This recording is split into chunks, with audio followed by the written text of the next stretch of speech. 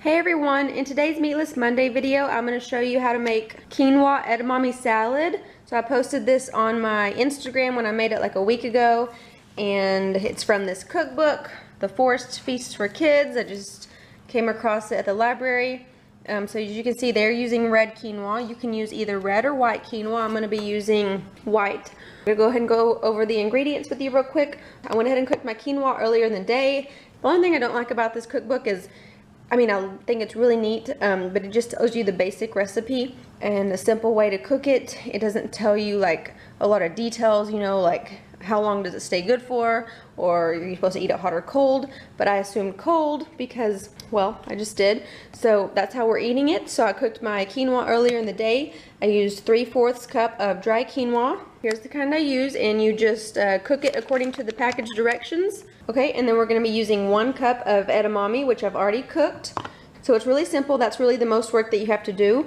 We're going to be using 1/2 cup of basil. I got some fresh basil here from our garden, so I do still need to chop that up. And then we're going to be using 1 tablespoon of sesame seeds and 1/3 cup of sunflower seeds. And then if you like onions or scallions, the recipe calls for 2 chopped scallions, but we don't really care for that, so I'm not going to include that. I didn't include it last time and it tasted just fine. And then for the dressing, all you need is 2 tablespoons of olive oil, 2 teaspoons of sesame oil, 2 teaspoons of soy sauce, and 1 tablespoon of rice vinegar. But I'm going to go ahead and throw in just a little bit more of these two. I threw in a little bit last time.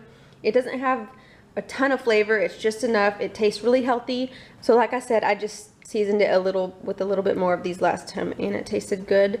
And I love the taste of the fresh basil in it. So like I said, this is a really healthy, simple recipe. I don't know about you guys, but with eating less meat and dairy, I'm always wanting to try more quinoa because I know that it's really good for you, but I just haven't found a recipe yet that I love. But I do enjoy this one. It would be good for you to make ahead of time and you can take with you to work, have for lunch, you know, serve a bunch of fruit with it, and there you got a good, healthy vegan lunch or dinner. Do it for lunch or dinner, or serve as a side dish. That's what we're doing tonight with this, is just serving it as a side dish. And just between the quinoa and the edamame, there's a lot of protein and a lot of fiber in this dish, so it's really good for you.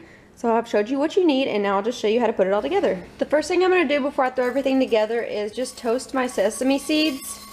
Don't ask me why. I don't know much about sesame seeds. I've only cooked with them a few times, and the times that I did cook with them, I toasted them.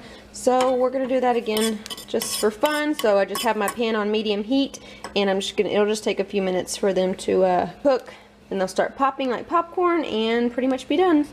Alright, so everything's ready. The basil literally takes less than a minute to chop up. Just stack them all on top of each other and slice them. I got my sesame seeds in here. Now I'm just going to put the 1/3 cup of sunflower seeds, the edamame, the basil. I love fresh basil. Like I said, really quick to throw together, especially if you're not filming what you cook. Okay, so now all that's left is the dressing. I went ahead and put it all in here, whisked it together, and now we can add it. If it's not enough flavor for you, then just add more.